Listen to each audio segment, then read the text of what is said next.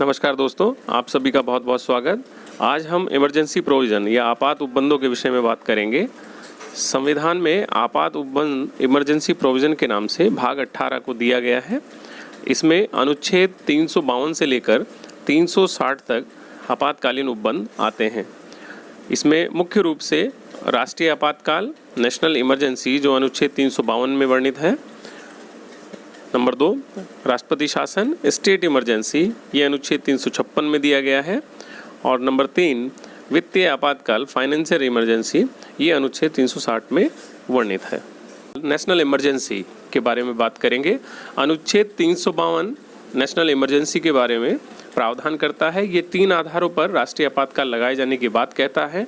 Number 1, युद्ध, number 2, बाह्य आक्रमण और नंबर 3, सशस्त्र विद्रोह। इन तीनों ग्राउंडों पर राष्ट्रपति चाहें तो राष्ट्रीय आपातकाल की घोषणा कर सकते हैं।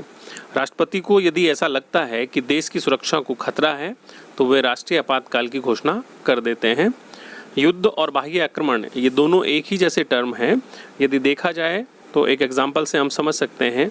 मान लीजिए 2 देश यदि आपस में वॉर डिक्लेयर कर देते हैं तो ये युद्ध कहलाता है और इस समय राष्ट्रपति नेशनल इमरजेंसी की घोषणा कर सकते हैं। और बाह्य आक्रमण तब कहा जाता है जब 2 देशों के बीच में वॉर डिक्लेयर ना हो और एक देश दूसरे देश पर हमला कर दे, इसे बाह्य आक्रमण कहा जाएगा। अब हम सशस्त्र विद्रोह की बात करें तो संविधान लागू होने के समय सशस्त्र विद्रोह शब्द का प्रयोग नहीं किया गया था। यहाँ पर आंतरिक अशांति शब्द का प्रयोग किया गया था। संविधान के 44वें संविधान संशोधन द्वारा इसे परिवर्तित कर सशस्त्र विद्रोह कर दिया गया। इसे आर्म्स रिबेलियन कहा जाता है। चलिए देखते हैं भारत में अभी तक कितनी बार आपातकाल की घोषणा की है। अभी तक केवल 3 बार भारत में आपातकाल लगाया गया है। पहला आपातकाल अक्टूबर 1962 में चीन युद्ध के समय लगाया गया था, जो 1968 तक जारी रहा। चीन की सेना के द्वारा भारत पर आक्रमण किया गया तो राष्ट्रपति ने अनुच्छेद 352 को इम्प्लीमेंट कर दिया और 352 के आधार पर राष्ट्रीय इमरजेंसी घोषित की गई। इसी के साथ आर्टिकल 359 को भी लागू कराया गया, जिसमें फंडामेंटल राइट्स को सस्पेंडेड कर दिया गया और ये तक कह दिया गया कि आप अनुच्छेद 21 और 22 के अंतर्गत कोर्ट में भी नहीं जा सकते हैं। इसके अलावा जो विपक्ष के नेता थे, लगभग 200 से अधिक MP MLA को पकड़कर अरेस्ट कर लिया गया और उनको इस आधार पर जेल में डाल दिया गया कि वो चाइना के साथ मिले हुए हैं। 21 नवंबर 1962 को चाइना के साथ वॉर ख़त्म हो गई थी, लेकिन 1965 तक भी इमरजेंसी को नहीं हटाया गया। इमरजेंसी कंटिन्यू थी। 1965 में ही भारत पर पाकिस्तान ने हमला कर दिया, जिससे सितंबर 1965 में पाकिस्तान के साथ वॉर स्टार्ट हो गई। 1966 में सीज़ फायर की घोषणा की गई और दोनों देशों में युद्ध विराम हो गया और दोनों देशों के बीच एक समझौते को साइन किया गया, जिसे ताशकंद समझौता कहा जाता है। अभी तक भी सरकार ने पहली इमरजेंसी जो 1962 में चाइना युद्ध के समय शुरू हुई थी उसको हटाया नहीं था। बहुत सारे जन आंदोलन हुए, उसके बाद दबाव में आकर सरकार ने 1968 में इसे रिवोक किया। अब हम बात करेंगे सेकंड इमरजेंसी यानी कि दूसरे राष्ट्रीय आपातकाल के विषय में। ये दिसंबर 1971 में पाकिस्तान द्वारा भारत पर किए गए आक्रमण के कारण इमरजेंसी लगाई गई थी। 3 दिसंबर 1971 को इस आपातकाल की घोषणा की गई थी। इस आपातकाल के दौरान भारत सरकार ने संसद द्वारा कई सारे कानूनों को पास कराया। इसमें से मुख्य रूप से मीसा एक्ट, कॉफ़ी पोसा act, government defence of Indian rule, ये तीनों एक्ट प्रिवेंशन डिटेंशन के नाम पर पास कराए गए। इमरजेंसी के ख़त्म होने के बाद सरकार के पास इन कानूनों के तहत बहुत सारी शक्तियाँ आ गई और इन शक्तियों का सरकार ने बहुत मिसयूज़ किया।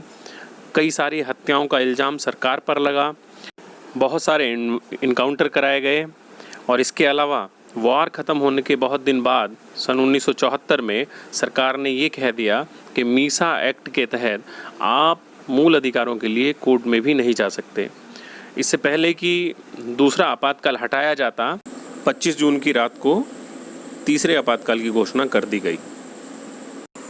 25 जून 1975 की रात को राष्ट्रपति द्वारा तीसरी इमरजेंसी लागू कर दी गई। हुआ ये था कि इस इमरजेंसी के लागू होने से पहले कुछ दिन पहले इलाहाबाद हाई कोर्ट ने इंदिरा गांधी को दोषी करार दिया। उन्हें भ्रष्टाचार के मामले में संलिप्त पाया गया और उन्हें हाई कोर्ट ने ये आदेश दिया कि वो तत्काल प्रभाव से अपना कार्यालय को छोड़ दें और अगले 6 सालों तक वो किसी भी पद को धारण करने के योग्य नहीं रहेंगी। इंदिरा गांधी को जैसे ही इस फैसले के विषय में पता चला तो वो हाई कोर्ट के ऑर्डर को लेकर सुप्रीम कोर्ट में सुनवाई के लिए गई और वहाँ उन्होंने अपील डाली। सुप्रीम कोर्ट में उस समय छुट्टियाँ चल रही थी और इन्हें सशर्त स्टे ऑर्डर दिया जा रहा था, जिससे इंदिरा गांधी नाखुश थी। इंदिरा गांधी के विरुद्ध जन आंदोलन पूरे देश में खड़ा हो गया।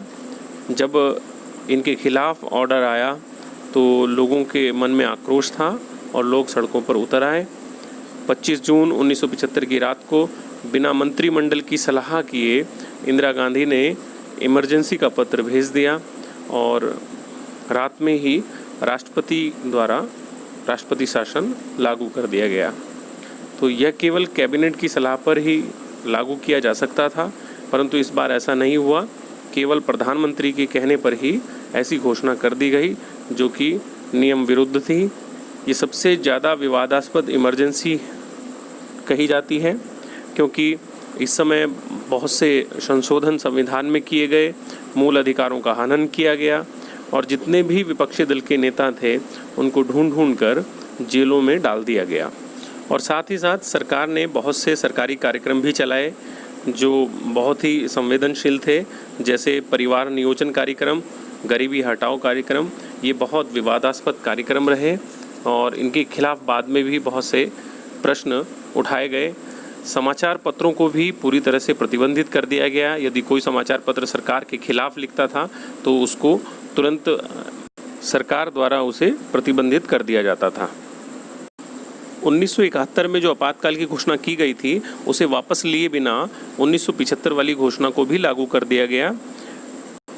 ये दोनों ही घोषणाएं 1977 में वापस ली गई। पहली 21 मार्च 1977 को वापस ली गई और दूसरी 27 मार्च 1977 में वापस ले ली गई। अभी तक यही 3 इमरजेंसियां भारत में लगाई गई हैं। देखते हैं इमरजेंसी प्रोक्लेम कैसे की जाती है, आपात की उद्घोषणा किस प्रकार की जाती है।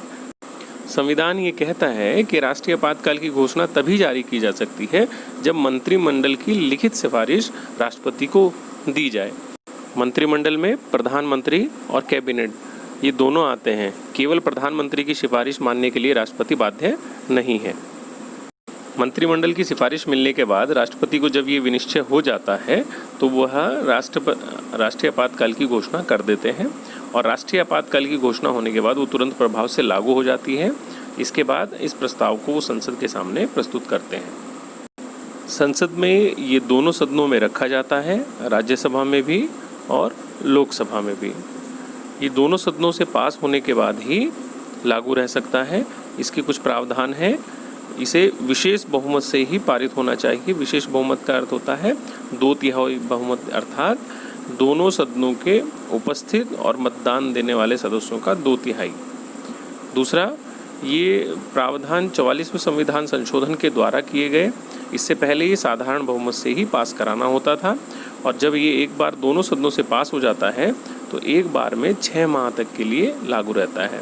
यदि 6 माह पूरे हो जाते हैं या 6 माह से आगे इसे बढ़ाना होता है तो पुनः यही प्रक्रिया अपनानी होती है। राज्यसभा और लोकसभा से पुनः ये पारित कराना होता है। चलिए देखते हैं संविधान में आपातकाल की समाप्ति की क्या प्रक्रिया दी गई है। इमरजेंसी को रिवोक करने के लिए राष्ट्रपति द्वारा आपातकाल की घोषणा किसी भी समय एक दूसरी उद्घोषणा से समाप्त की जा सकती है। ऐसी उद्घोषणा की संसद के द्वारा अनुमोदन की आवश्यकता नहीं होती है। 44वें संविधान संशोधन से ये व्यवस्था की गई कि यदि संसद नहीं चल रही हो तो लोकसभा के कुल सदस्य यानी कि 1/10 सदस्य यदि स्पीकर को अथवा राष्ट्रपति को नोटिस दें तो 14 दिन के भीतर संसद का विशेष सत्र बुलाया जा सकता है और आपातकाल के विषय पर चर्चा की जा सकती है।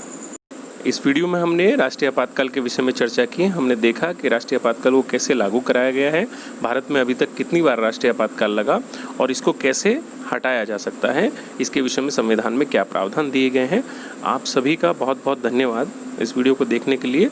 अगले भाग में हम राज्यों में आपातकाल के विषय में चर्चा करेंगे। धन्यवाद।